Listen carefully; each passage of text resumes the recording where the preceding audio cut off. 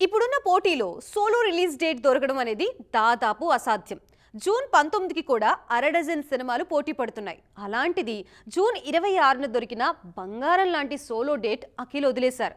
దాంతో అదే డేట్ని ఇప్పుడున్న పాత సినిమాలు వాడుకుంటున్నాయి.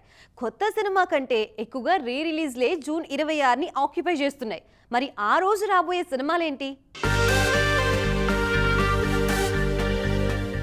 మహేష్ ని మధ్య రీ-రిలీజ్ సినిమాల్లోనే ఎక్కువగా చూస్తున్నారు అభిమానులు.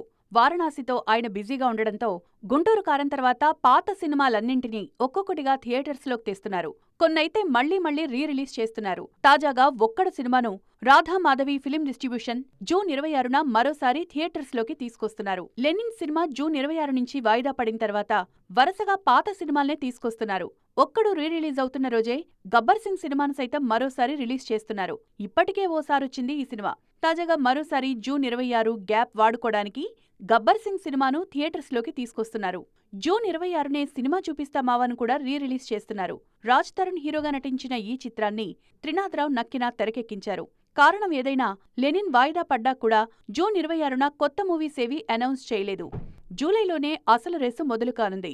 లెనిన్ సైతం జూలై 10న రిలీజ్ డేట్ లాక్ చేసుకుంది. జూలై అంతా కొత్త సినిమాల సందడి కనిపిస్తోంది. ముఖ్యంగా ఫస్ట్ వీక్ నుంచే రేసు మొదలు కానుంది. జూలై 3న నాగబంధంతో పాటు సత్యదేవ్ రావ్ బహదూర్, ఆలియా భట్ ఆల్ఫా విడుదల కానున్నాయి. అలాగే జూలై 9న ఘట్టమనేని వారసుడు జయకృష్ణ పరిచయమవుతున్న శ్రీనివాస మంగాపురం రానుంది. అవి వచ్చేలోపే జూన్ 26న పాత సినిమాల సందడి కనిపిస్తుంది.